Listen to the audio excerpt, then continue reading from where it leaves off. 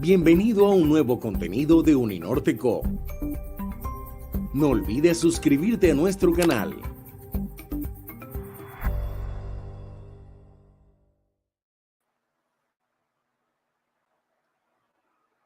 Muy buenas tardes a todas las personas que se conectan a esta hora al canal institucional de la Universidad del Norte.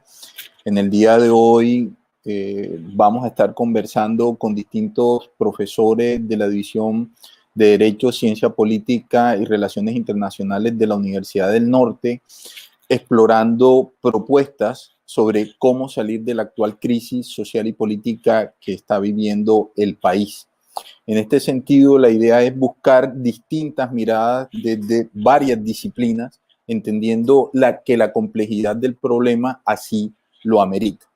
En este sentido, vamos a empezar la conversación con el profesor Ángel Tuirán y la pregunta que te digo, Ángel, es ¿cómo sería posible salir de esta crisis desde lo político, teniendo en cuenta que la mayoría de las decisiones que podrían solucionar gran parte de las demandas que tiene los movimientos o sectores sociales que hoy están en la calle dependen de decisiones políticas?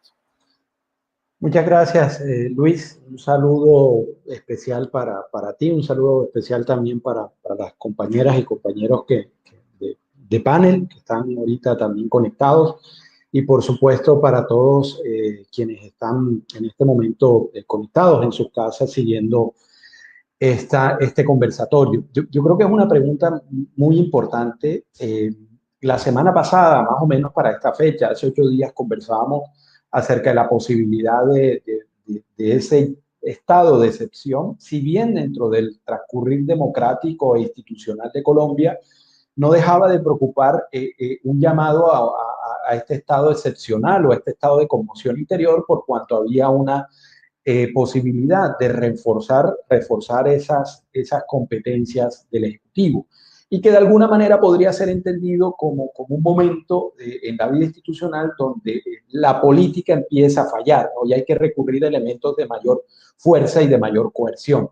Al transcurrir de los días, si bien hemos tenido un fin de semana bastante violento, para mencionar los hechos en Cali, donde personas armadas no solo accionan sus armas, sino que se graban disparando y esto se circula el mundo de las redes sociales. Sí es cierto también que la semana empieza con un llamado a la política, a encontrar fórmulas para salir de esta crisis a través de las herramientas, o insisto, a través de la política, a través del diálogo y disminuir estas tensiones. Yo creo que la crisis, para entrar de lleno en la pregunta, la crisis hay que entenderla en todo su, digamos, su extensión. No es una crisis que empieza el 28 de noviembre, en esto quiero ser enfático, es un estado de cosas donde hay una deuda social importante en Colombia, donde hay unos elementos que siguen todavía muy al debe en términos de producción pública y de respuesta en términos de política pública, que se han ido acumulando y que necesitan una atención inmediata, no solo de este gobierno, sino muy seguramente de gobiernos consecutivos. Es decir, lo primero es entender la crisis en todo su extensión, darle solución política y creería yo darle solución en términos de política pública. Es decir, identificar esos problemas, identificar la población afectada, la población objetivo y empezar a construir desde un proceso político y social, empezar a construir respuestas a estas demandas sociales, pero respuestas estructurales y en el largo plazo. Por supuesto, muy seguramente habrá que tomar medidas en este corto plazo, en la inmediatez de cara a seguir apaleando o a seguir de alguna forma atendiendo estos imperativos que ha impuesto la pandemia a nivel no solo nacional, sino a nivel global. Entonces, la salida, insistir que sea a través de esta vía, de la vía del diálogo con los diferentes actores, incluyendo la sociedad civil, pero donde hay un compromiso de atención en términos de política pública. Lo otro que creo que aquí también es importante y sobre lo cual quiero hacer énfasis es lo que tiene relacionado o lo relacionado con una población que después de 15 días de marcha, de protesta, después de colocar la mayoría de las personas fallecidas hoy, algunos ya relacionadas con el accionar de la fuerza pública, otras otras en proceso de investigación, siguen marchando. Y estoy hablando de los jóvenes, esos jóvenes de Colombia, esa población joven de Colombia, esos estudiantes que han dado una muestra excepcional de democracia, han dado una muestra excepcional de reconocimiento o de ejercicio de su derecho a la protesta, que hoy están en las calles, que ayer estuvieron en las calles y creo que también tienen actividades para esta semana. ¿Por qué? Porque ya aquí el tema pasó de lo anecdótico, pasó quizás de ese momento que vimos en Barranquilla el 31 de octubre, muy importante, donde hubo una marcha principalmente de jóvenes y de estudiantes. Para algunos quizás era un momento, era una foto, pero ya aquí vuelve y se repite, y aquí lo que nos están diciendo es los jóvenes, oiga, hay un estado de cosas donde no nos identificamos, que queremos que cambie y queremos que haya respuesta precisamente desde la institucionalidad. Creo que son un grupo poblacional que está buscando vocería. Hemos venido reflexionando alrededor de las representaciones, pero creo que en este caso, dada la importancia de este grupo poblacional, debemos abrirle los espacios para que se expresen, recoger estas propuestas, trabajar conjuntamente con esta población, escucharlos, hacer seguimiento y la autoridad o el decisor de política pública tener en cuenta cuáles son precisamente esos puntos centrales que van más allá, creo yo, de este anuncio del día de ayer en términos de la gratuidad para estratos 1, 2 y 3 en la matrícula universitaria, porque queda también otro sector u otros componentes del sistema educativo sin atender. Entonces creo el segundo punto sería, para salir de esta crisis, además del diálogo, además de las vías políticas y de respuestas estructurales en clave de política pública, atender muy bien a este grupo poblacional que son los jóvenes y los estudiantes de Colombia. El tercer elemento, y con esto cierro, yo creo que aquí hay una reflexión también a lo que se viene reflexionando y se ha reflexionado en Colombia en términos de la crisis de la democracia y de la representación. ¿Por qué? Porque aquí hay que tener en cuenta algo, y lo que hay que tener en cuenta es que hay un fraccionamiento o viene dándose ya un desgaste en ese modelo en democracia y democrático, pero que relaciona representante y representado. Aquí hay unos representados que no entienden ya de la misma manera esa jerarquía o esa posición jerárquica que muchas veces se ubica la élite política y los representantes, y está buscando un reajuste dentro de la democracia de esas formas de representación, creo yo, más horizontal y con mayores elementos de gobernanza. ¿Sí? Y creo que aquí también hay un llamado para la élite política. Quienes están marchando, tomando la reflexión anterior, son los jóvenes. Quienes están marchando hoy interactúan en tiempo real con nuestras autoridades a través de las redes sociales de forma horizontal, y creo también que aquí hay un llamado a entender hoy la democracia en esos términos de representación, de mayor horizontalidad y de mayor componente de gobernanza. Por último, creo yo que no hay que perder de vista también los riesgos que si bien hay una crisis, estamos buscando salidas, parece que se están dando los pasos en este sentido, no hay que perder de vista el escenario en el que estamos. Es un escenario, estamos a la mitad más o menos del quinto mes del año, queda todavía un año por recorrer, es un año preelectoral, se avecina un año electoral muy rudo, muy fuerte en el discurso y en el debate político. Entonces creo que estas medidas o estas reflexiones son importantes, y las acciones que se tomen en cuenta son importantes,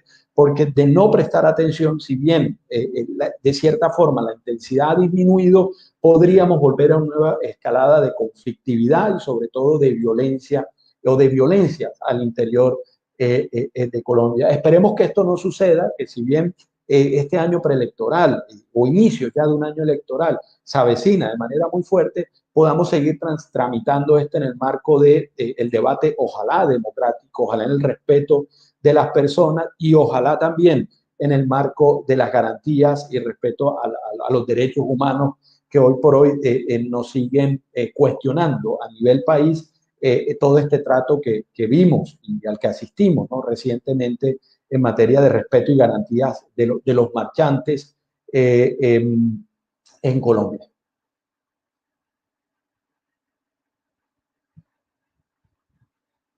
Micrófono.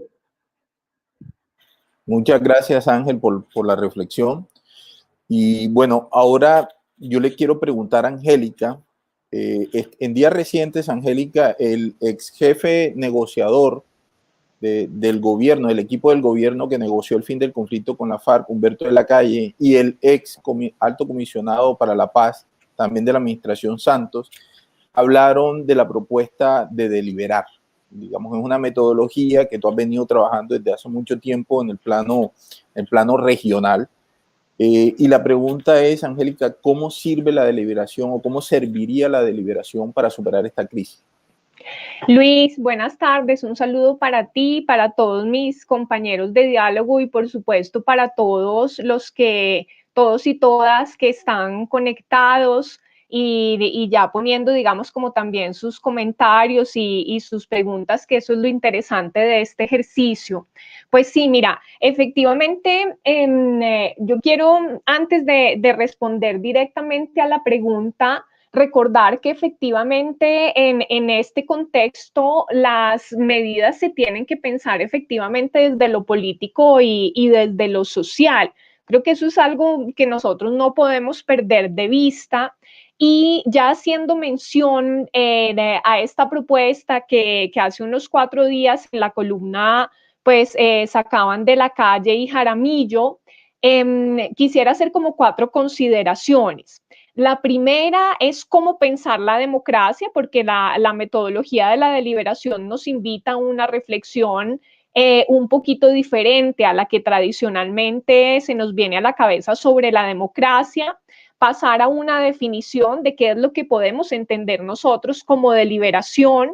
En tercer lugar, entender que esa deliberación necesita unas normas o sigue unos pasos específicos y por último compartir de pronto con ustedes una experiencia práctica que nosotros hemos tenido a nivel regional y que nos da muestras de que efectivamente esta metodología sí tiene impactos y sí nos permite llegar a acuerdos y consensos a pesar de que pensemos de maneras muy distintas.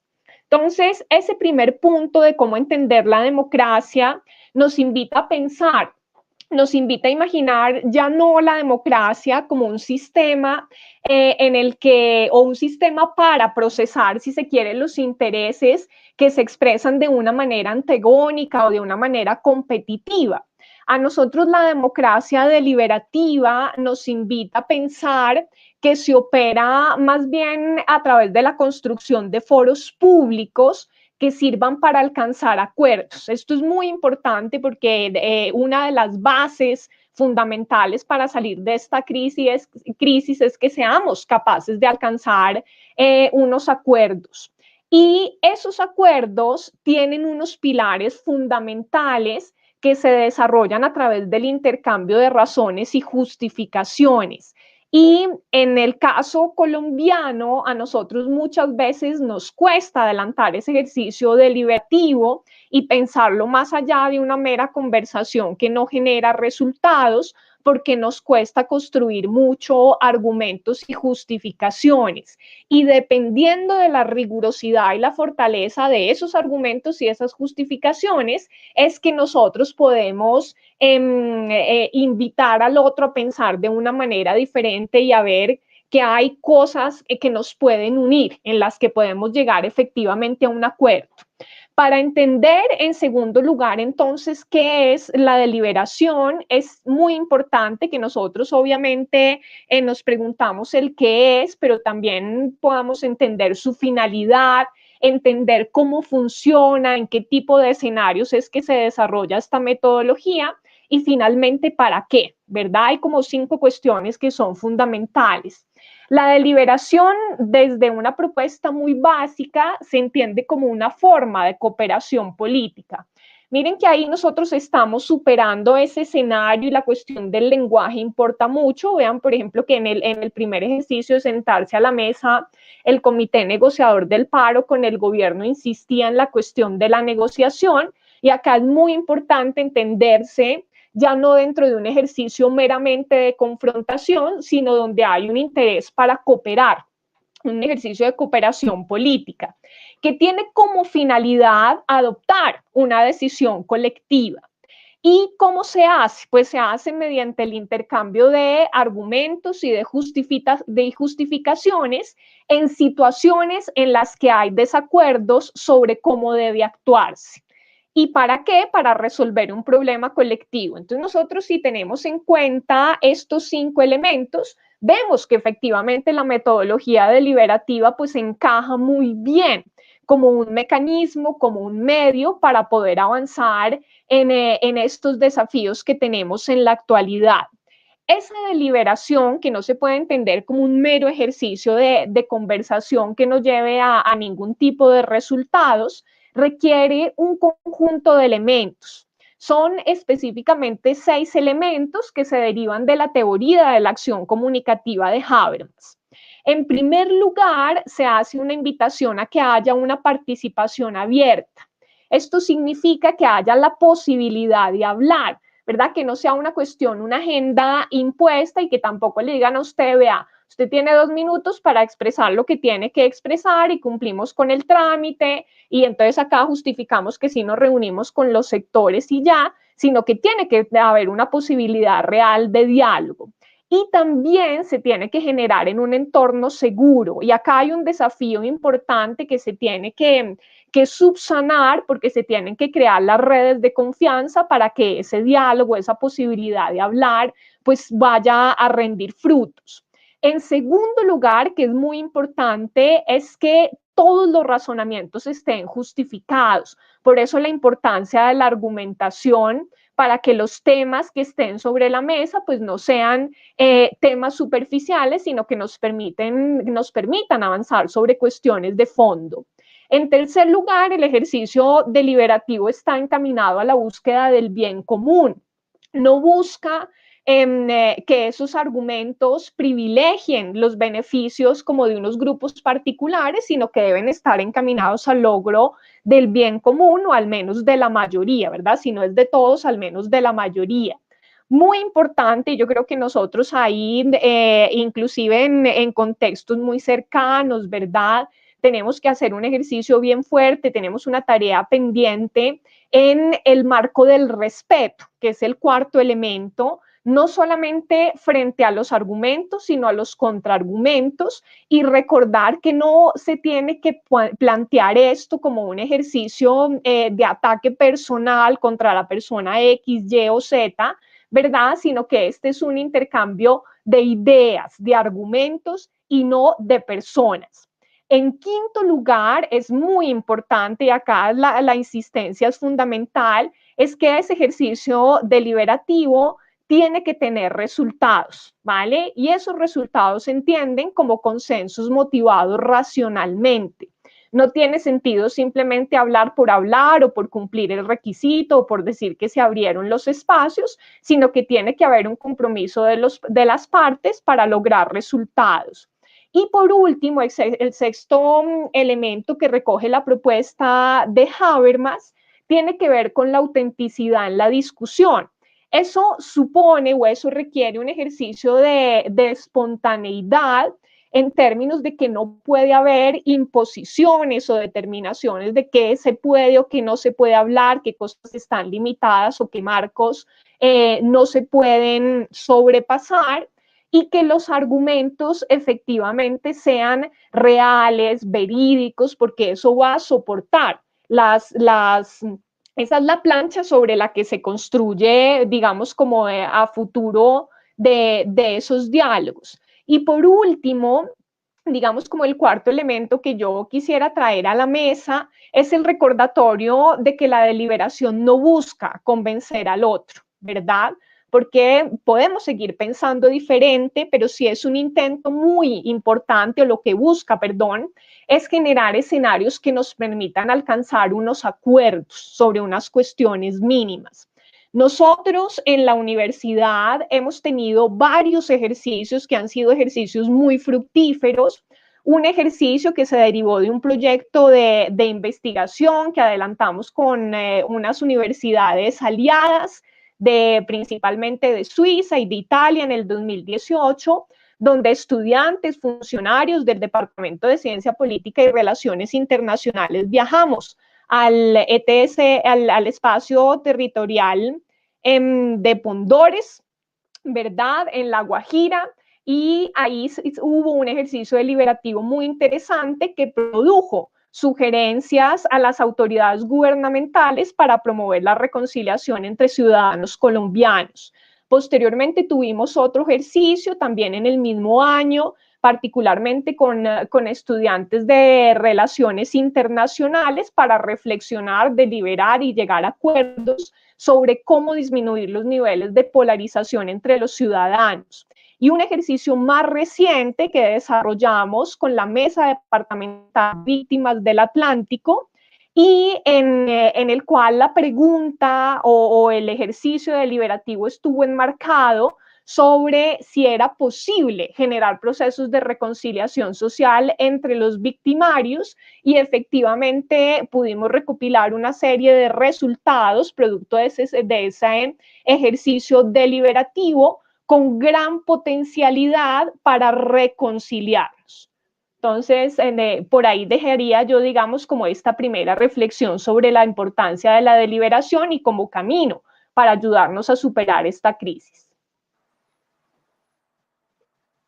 Bueno, importante la reflexión, Angélica, no solo en el sentido de que se define qué es la deliberación, sino que también hay que ver la salida de esta crisis como un proceso y que no va a ser un hecho o un evento con efectos inmediatos.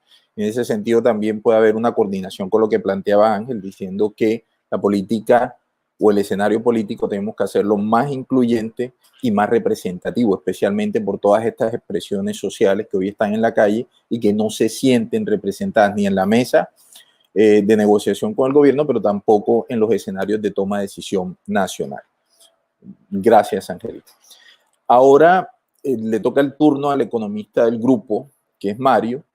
Y Mario, tenemos como el florero de Llorente, o digamos que la gota que rebosó el vaso y dio inicio a toda esta movilización, pero que no es la única causa, sino que es la acumulación de varias situaciones, pero fue la reforma tributaria.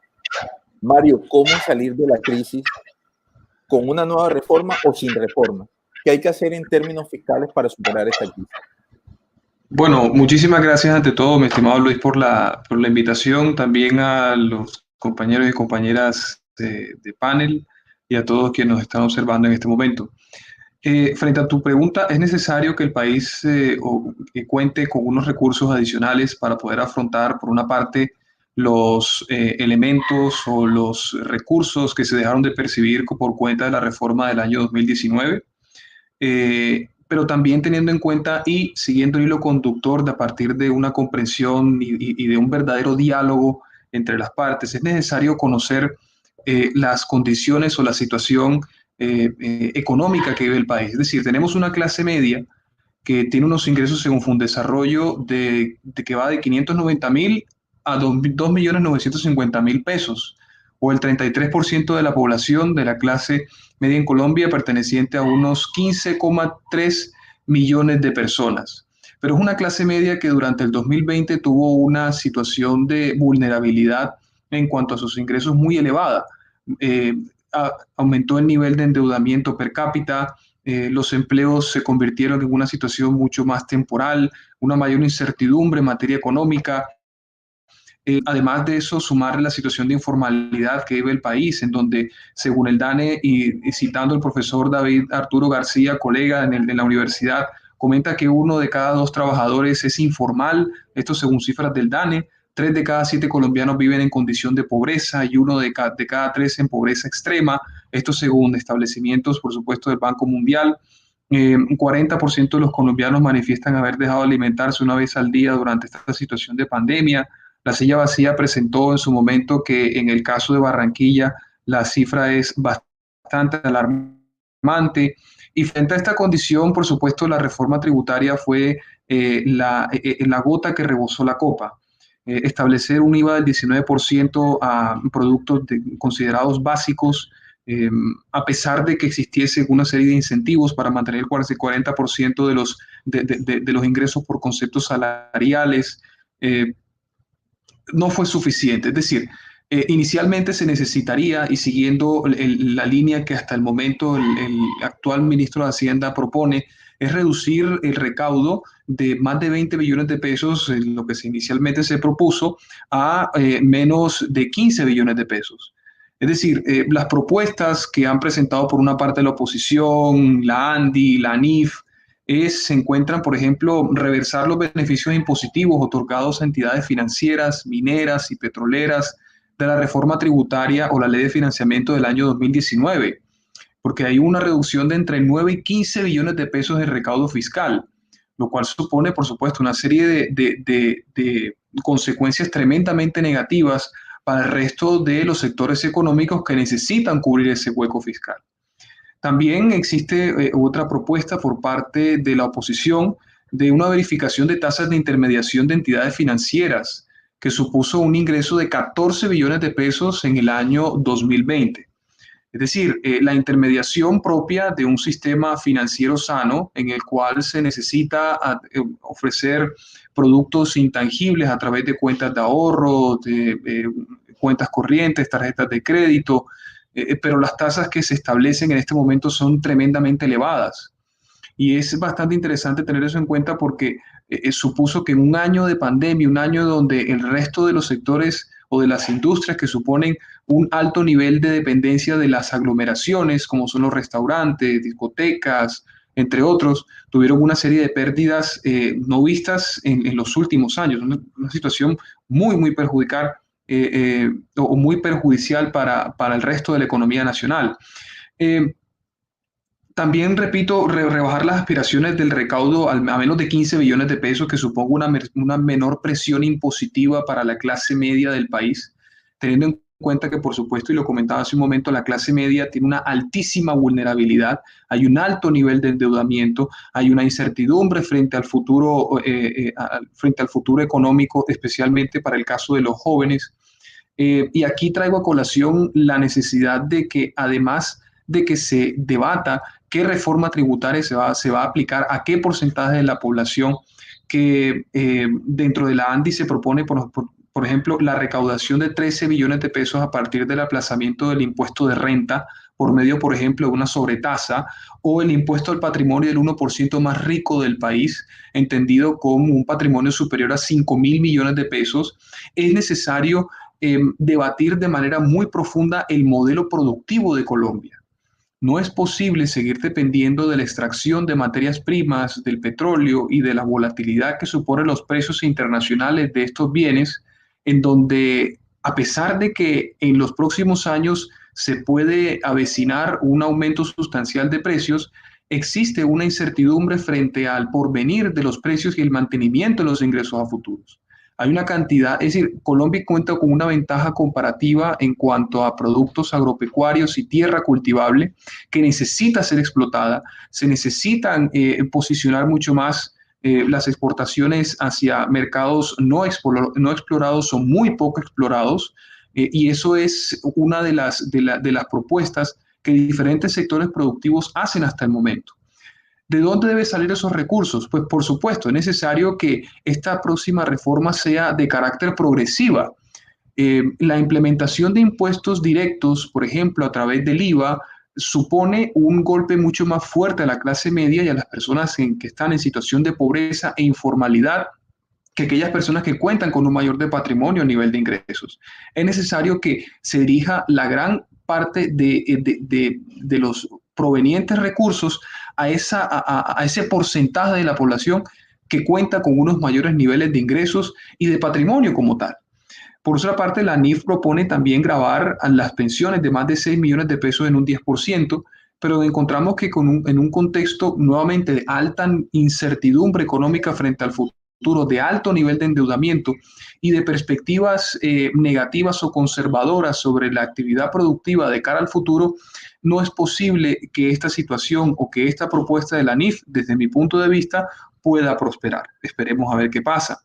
Además, propone un 15% la sobretasa de quienes ya pagan impuesto a renta, lo cual supone una carga adicional a los 1.5 millones de personas que ya declaran y pagan renta, su respectiva declaración de renta. Entonces, tanto la oposición como organismos de carácter internacional, además de organismos de carácter empresarial, se enfocan en la necesidad de fortalecer mucho más la gravación de impuestos a aquel porcentaje de la población que cuenta con un nivel de patrimonio mayor y unos niveles de ingresos constantes, por supuesto, mayores. Bueno, Mario, lo que tú nos planteas es que sí, evidentemente, y citando al profesor David, que yo vi que hizo esa elaboración de porcentajes en los que se evidencia una compleja situación socioeconómica derivada del COVID, hay otras opciones. Es decir, creo que lo que tú sostienes es que no es la única vía esa reforma tributaria que había planteado el gobierno, que hay propuestas y que quizás son difíciles de implementar en su totalidad, pero es posible generar un modelo híbrido tomando partes de alguna. Y lo otro es que esto no se puede recargar sobre una clase media y baja que ya viene muy golpeada por el COVID. Lo último que me parece también interesante y que tú sostienes es que esta crisis puede presentarse como una ventana de oportunidad para replantearnos el modelo económico o repensarlo, tal y como lo tenemos, porque hay unas potencialidades que no se están utilizando en este momento. Muchas gracias, Mario. Gracias. Gracias. Ahora tenemos a la profesora Tatiana Effer, ella es abogada y está adscrita al Departamento de Derecho de la Universidad del Norte. Tatiana es penalista, pero también, Tatiana, te quería yo preguntar a ti, digamos, que parte de la crisis que se ha generado, se ha centrado, o una derivación de esta crisis ha sido una brutalidad policial de la cual no teníamos referencias cercanas. Y en ese sentido, Tatiana, yo te pregunto si tú crees que superando esa crisis de la policía también contribuimos a la superación de la gran crisis social y política que estamos viviendo en este momento. Así es. Gracias, Luis. Muchísimas gracias a ti por la invitación. Saludos a mis colegas, saludos a todas y todos.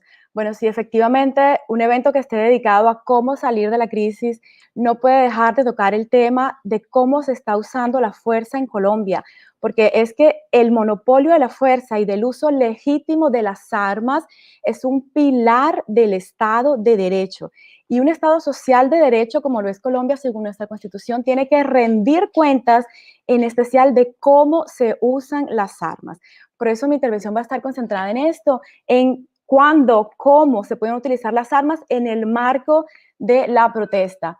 Podemos citar muchísimos instrumentos internacionales y podemos partir, por ejemplo, del artículo 21 del Pacto Internacional de Derechos Civiles y Políticos, que consagra efectivamente el derecho a la reunión pacífica.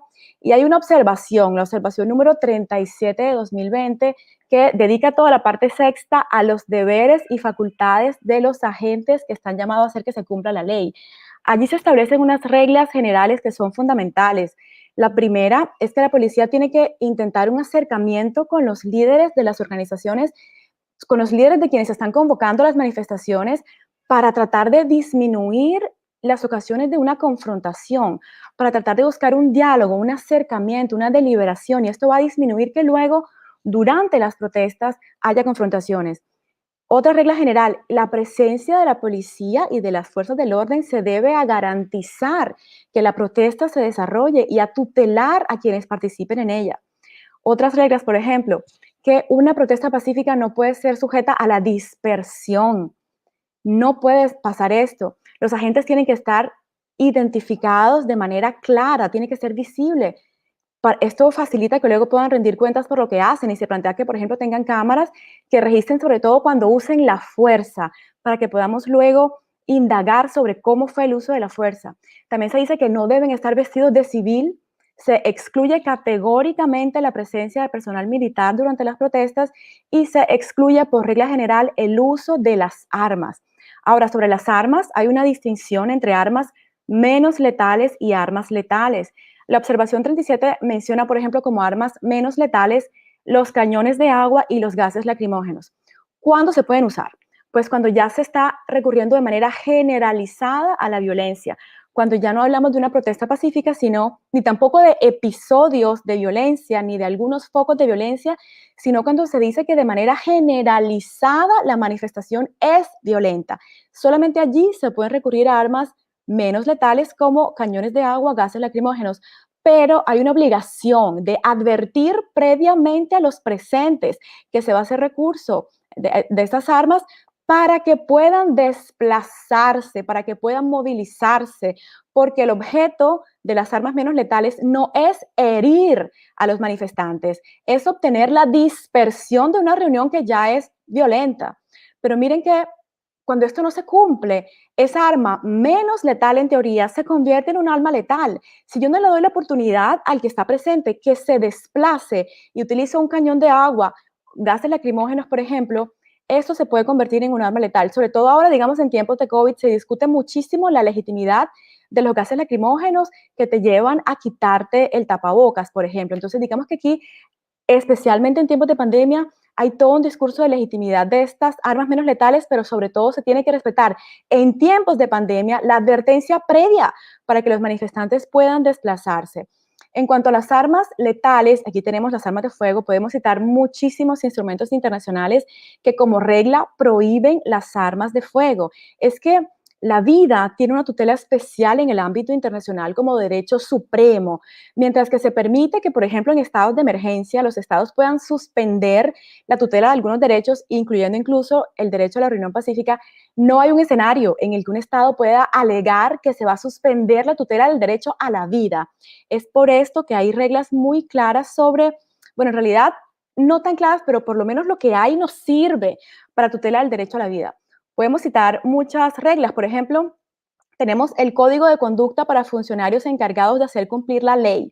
En su artículo 3, el comentario C menciona que el uso de la fuerza es excepcional y que las armas de fuego, usar armas de fuego es una medida extrema que se deja solamente cuando se tenga que hacer frente a conductas que atenten contra la vida, contra la integridad personal de manera grave. Entonces es una extrema ratio el uso del arma de fuego. Podemos citar también los principios básicos sobre el empleo de la fuerza y de armas de fuego por los funcionarios encargados de hacer cumplir la ley, conocidos como los principios básicos, en especial el principio 9, el 10 y el 11.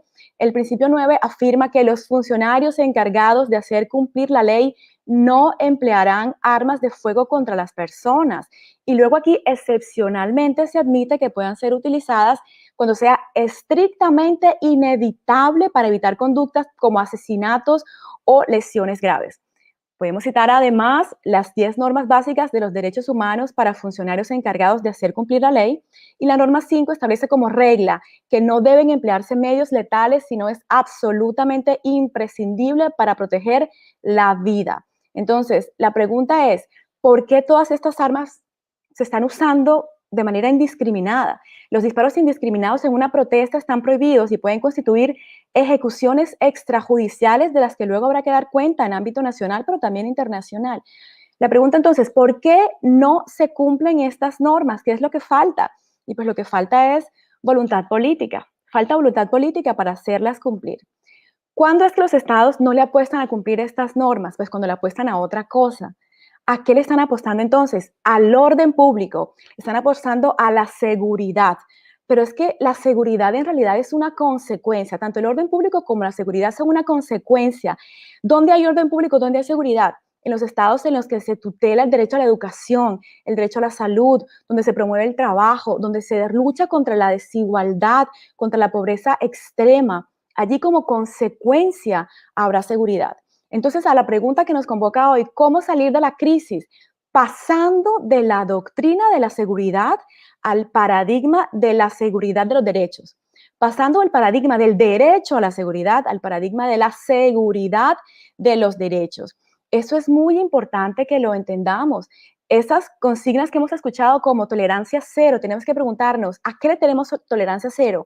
¿A algunos disturbios o que nuestra tolerancia cero esté dirigida a la pobreza extrema, a todo lo que está, a los males que aquejan a Colombia, a esa desigualdad, a esa marginalización tan profunda?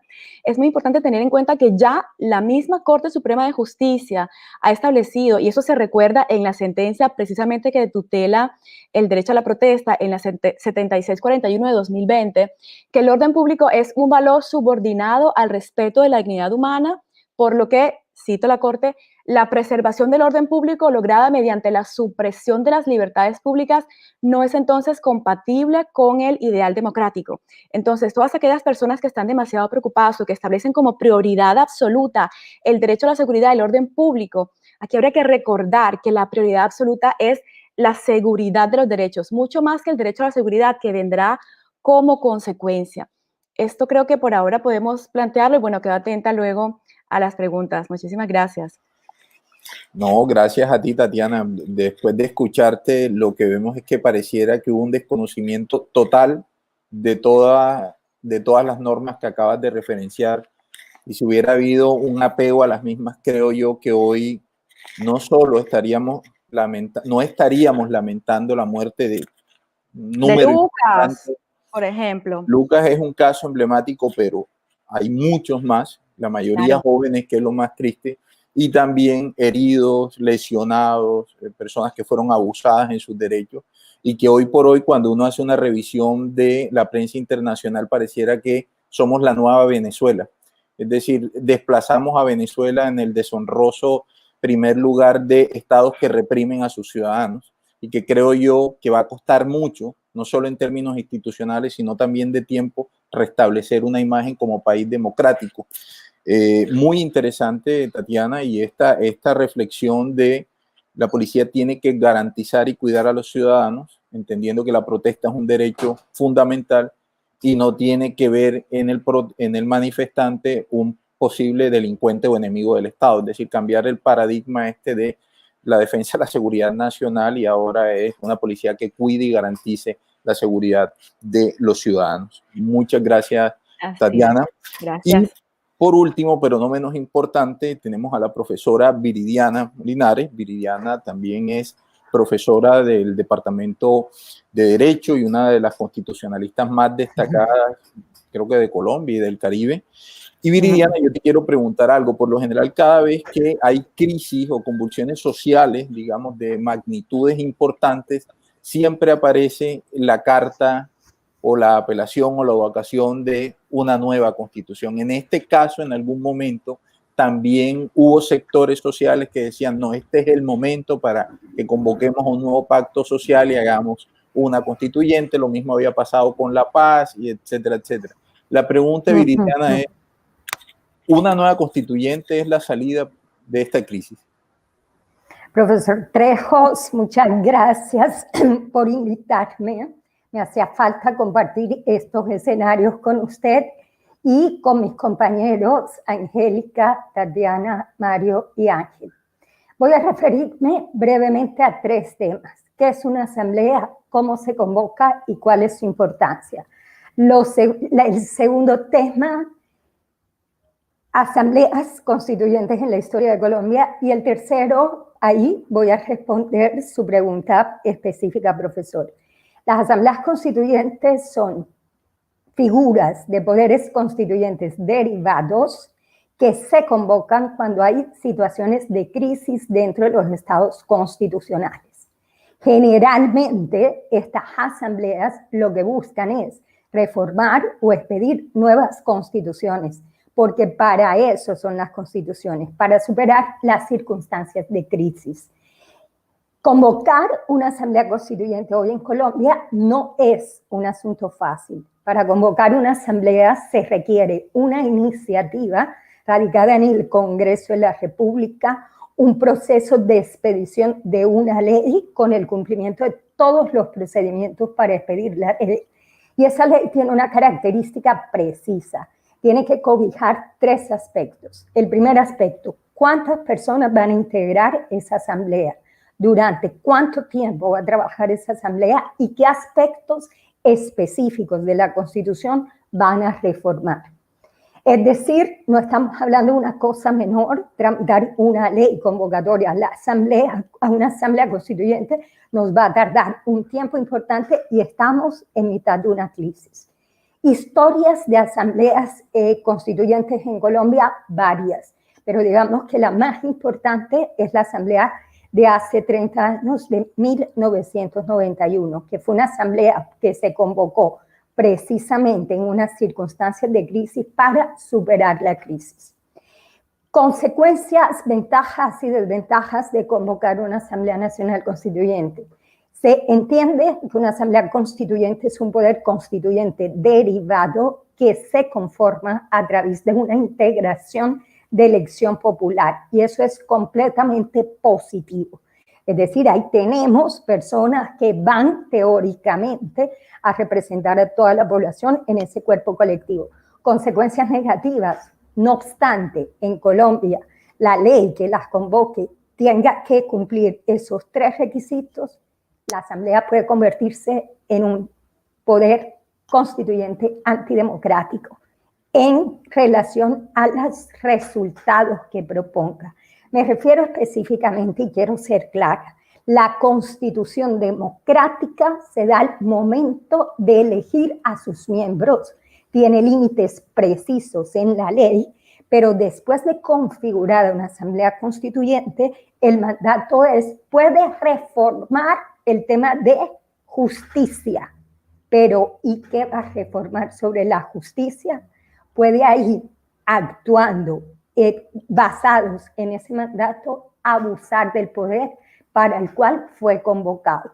Y esto no lo estoy diciendo sin antecedentes, porque la Asamblea convocada en 1991 fue convocada para reformar la Constitución y terminó estableciendo una nueva Constitución, expidiendo una nueva Constitución, pero ese no fue su mandato. Sin embargo, estábamos en una condición excepcional en el país y la población terminó legitimando la expedición de una nueva Constitución. No obstante, la Asamblea no obedeció a su mandato específico, que fue reforma.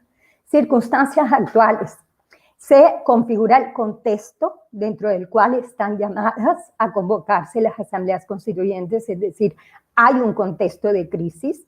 Tendríamos que pasar por el complejo proceso legislativo para convocarlo, pero la crisis de este momento es una crisis completamente diferente a la que teníamos en el 91. En el 91 había una población cohesionada, había una población unida que estaba luchando básicamente en contra de la corrupción al interior del Congreso, que en esa época, hace 30 años, estaba infiltrado por el narcotráfico y estaba luchando en contra de la violencia de los carteles de la droga que estaban presionando para que se desmontara la figura de la extradición.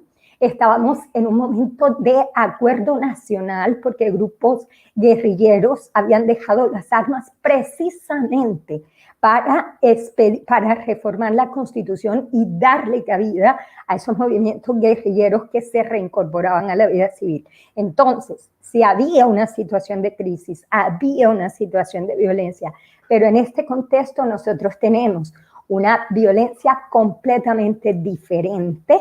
Es decir, el profesor Trejo sabe muchísimo más que esto, pero el acuerdo de paz logró básicamente unos aspectos supremamente importantes, una desmovilización que esperábamos muchos colombianos, pero también sigue la violencia con disidencias de las FARC y con los otros grupos paramilitares y otros tipos de guerrillas que están actuando y están realizando actos de violencia en el país, pero también tenemos una sociedad completamente polarizada, una sociedad fragmentada.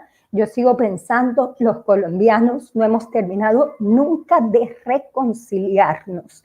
Entonces, además, hay varias promesas incumplidas de la Constitución, por ejemplo, la realización efectiva de los derechos sociales, que es una de las grandes exigencias de los marchantes en el paro.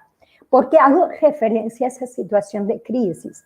Porque en este momento convocar una asamblea constituyente cuando hay una polarización social atañe unos riesgos increíbles que tienen que ver con que no obstante nosotros elijamos popularmente a los miembros de esa asamblea, puede reflejar esa asamblea la polarización política, o sea, como la profesora Angélica hablaba del diálogo deliberativo y es supremamente importante, pero es un riesgo que se haga en medio de un poder constituyente derivado que tiene ese poder de reformar la Constitución.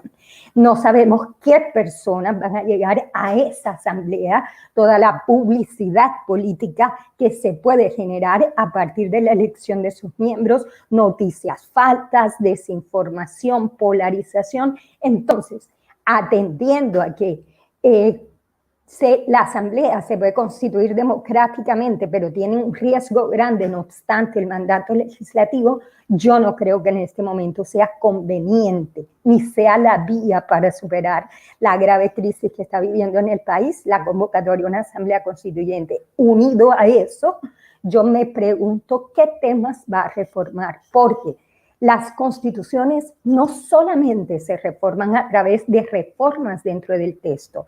La Constitución lo que plantea son unos elementos estructurales con relación a límites al poder del Estado, defensa de derechos humanos, un contenido económico para la realización del carácter social del Estado.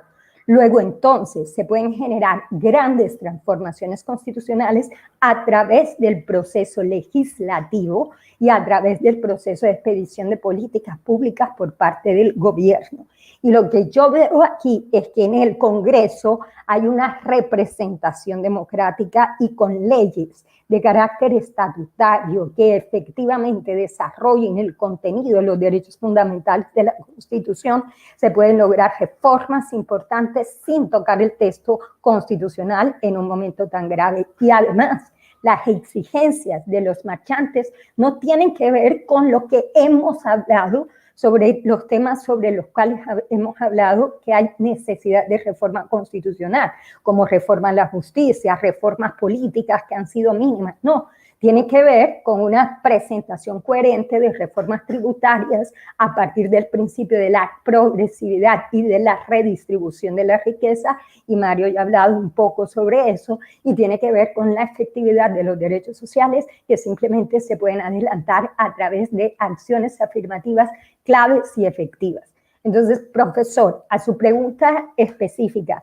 creo que no es un momento para convocar una asamblea constituyente, y aunque se convoque de manera democrática, puede constituir un riesgo enorme la integración de la misma en un momento de tanta polarización como la que vive el país.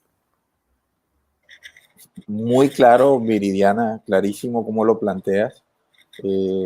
No sería una salida viable en la medida en que el contexto no es el mismo del 91 y tampoco sabemos cómo va a terminar, ¿verdad? El proceso constituyente uno sabe dónde y cómo inicia, pero no dónde y cómo termina. Y creo yo que en la línea de lo que tú dices, implementemos lo que tengamos, ¿verdad? Hagamos cumplir las normas que ya tenemos antes de crear nuevos referentes. Ya ahora, para terminar y cerrar, yo le voy a pedir a cada uno de los invitados que en 1 minuto o máximo 2 minutos resuma su propuesta desde la disciplina que abordó, la propuesta para salir de la crisis. Primero empezamos con Ángel. A ver, yo insistir en las salidas políticas, a esta crisis, insistir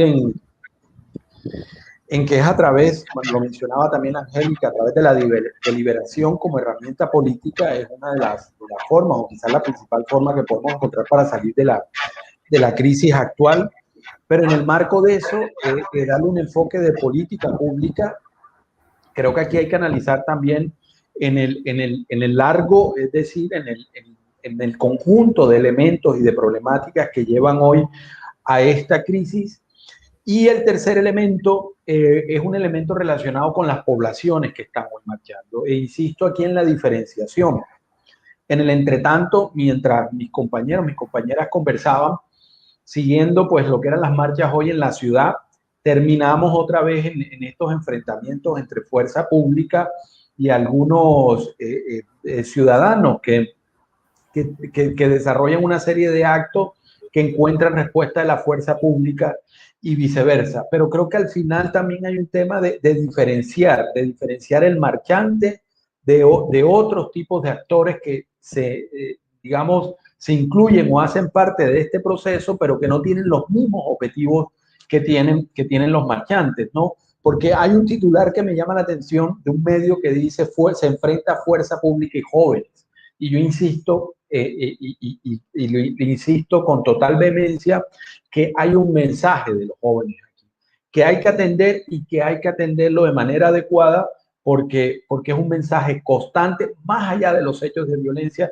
es un llamado de atención a la situación de la juventud y a la situación en diferentes escenarios. Empleabilidad, y educación, por mencionar dos. Entonces la propuesta creo que es esa, recoger uno, mantener la política como herramienta para tramitar estas diferencias, estas crisis, esta conflictividad. Dos, con enfoque de política pública, pero una política pública como proceso de construcción político-social. Y tres, atender diferencialmente estas demandas, darles enfoque poblacional, y uno en el que hay que hacer énfasis en la población precisamente de jóvenes que hoy nuevamente están marchando en Colombia. Angélica. Luis, yo recalco la importancia y el peso que tiene la metodología deliberativa principalmente por 4 cuestiones. La primera, porque la deliberación permite que sean los argumentos, las razones, ¿verdad? Y no las personas las que se encuentren y enfrenten, si es el caso, y creo que eso es fundamental para reconciliarnos y para no ampliar nuestras fracturas sociales.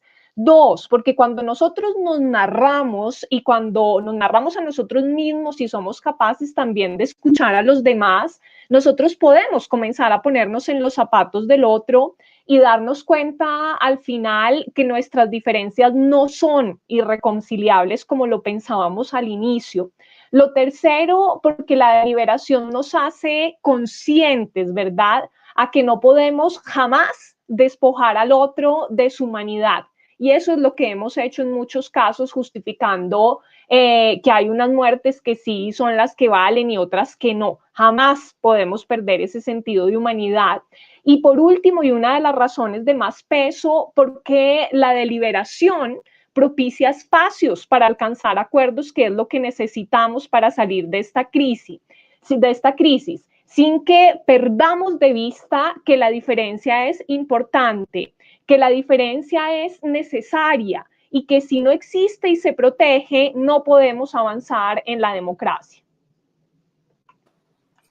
Muchas gracias, Angélica. Ahora damos paso a María de la Puente con tu propuesta económica.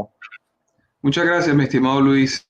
3 aspectos fundamentales en los cuales resumiría la intervención. La primera es la necesidad de que la próxima propuesta de reforma tributaria sea mucho más progresiva. Hay que la clase media tiene una clase media sólida, es un país con el cual se puede confiar en el consumo interno como fuente de crecimiento económico. Por una parte, es necesario también discutan la posibilidad de modelos productivos que fortalezcan las ventajas comparativas que tiene el país, especialmente en el sector agropecuario, y no menos importante, generar un entorno en donde especialmente los jóvenes, quienes son los protagonistas de esta situación, sientan que existe un futuro productivo y un futuro laboral suficientemente importante en el país. Es decir, que sientan que en materia económica el país les está brindando una serie de oportunidades de cara al futuro. Esas serían las 3 intervenciones y los 3 aspectos fundamentales que considero relevantes para resolver mi intervención. Muchas gracias, Mario. La profesora Tatiana. Gracias, Luis. Bueno, yo creo que en primer lugar la invitación es a exigir que nuestros gobernantes demuestren voluntad política para cumplir las normas que tenemos sobre el uso legítimo de la fuerza, sobre el uso legítimo de las armas, que además han sido incorporadas también en el ámbito nacional. Lo segundo es que pasemos de el derecho a la seguridad como prioridad absoluta y entremos en que la prioridad absoluta sea la seguridad de los derechos, el derecho a la educación, a la salud, al trabajo, luchar contra las desigualdades, contra la exclusión. Esa debe ser la prioridad absoluta y como consecuencia llegará también la seguridad. Y lo último es que pues todas esas promesas que tenemos en la ley en ámbito internacional y nacional de la extrema ratio, del último recurso, se nos dice que el uso de la fuerza debe ser la extrema ratio, el uso de las armas debe ser la extrema ratio, que el derecho penal es la extrema ratio, es el último recurso, pero eso se queda en la letra muerta, se queda en la letra muerta cuando le apostamos a la represión y no a la prevención, cuando le apostamos más al orden público y a la seguridad que a la tutela de derechos. Entonces, la propuesta también es que miremos cómo votamos, a qué proyecto político le creemos, al que nos vende la seguridad como fin en sí mismo, el orden público como fin en sí mismo, cuando la Corte Suprema ya dijo que no es un fin en sí mismo. creámosle entonces a proyectos que nos hablan de la tutela de derechos fundamentales. Muchas gracias, Tatiana. Y por último, la profesora Viridiana con su reflexión. Bueno, lo primero es cumplimiento efectivo de la decisión de la Corte Suprema de Justicia de septiembre del 2020 con relación a establecer reglas claras para garantizar el derecho a la protesta social. En esa decisión de la Corte Suprema se establecieron 4 aspectos supremamente claves. La protesta social como derecho fundamental no puede ser estigmatizada, no al uso de armas letales ni de ningún tipo de armas por parte del SMAT, no a desapariciones en el marco de la protesta y, ojo, garantía plena de la libertad de expresión y de prensa en medio de la protesta. Creo que si el gobierno cumple estas órdenes expedidas hace menos de un año, ahí tenemos un cuello de botella que vamos a superar, y es la no criminalización que históricamente se ha dado en Colombia. Segundo, que el Congreso actúe. El Congreso tiene que realizar control político y tiene que activar su proceso, su facultad de configuración legislativa. No es necesaria una reforma constitucional.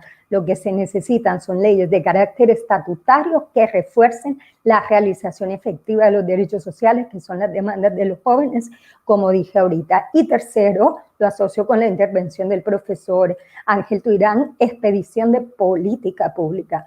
En 30 años de expedición la Constitución han sido muchos los logros en materia de derechos sociales, pero también nos hace falta mucho camino por recorrer. No me toquen la Constitución en este momento de crisis que puede generar polarización, que se active el órgano que nos representa democráticamente, que es el Congreso, que en esta crisis los compañeros politólogos y politólogas lo sabrán mejor, pero en esta crisis ha estado verdaderamente ausente. Bueno, muchas gracias a todos los colegas por haber participado en este espacio siendo propositivos, ¿verdad? La semana pasada hacíamos el diagnóstico de la situación y hoy la idea es ya pasar a entregar herramientas, no solo para cualificar el debate, sino para avanzar en la superación de esta crisis que, como bien lo vimos, parecía que era necesaria, pero que ya es hora de ir superando, digamos, para llegar a escenarios de mayor gobernabilidad, pero también de desarrollo social y en este caso de restablecimiento de derechos. Por otro lado, yo quiero agradecer mucho a Camilo Daza, que es quien está en toda la parte técnica, y también a Mariana Tovar y Ana Gutiérrez, que trabajan desde la decanatura y que también estuvieron detrás de este espacio colaborándome en la realización del mismo. Y hago una amable invitación para que el martes 17 nos acompañen a esta misma hora, por este mismo espacio. Vamos a estar hablando con un académico e investigador chileno sobre el estallido social en Chile que se inicia en el 2019 y que también, pero Viridiana, allá sí desembocó en un proceso constituyente, y vamos a hacer, la idea es hacer el análisis con el profesor para tratar de encontrar elementos que nos sirvan para la superación de la crisis en Colombia. Así que nuevamente gracias a ustedes y a todas las personas que estuvieron conectados durante el tiempo de duración del evento.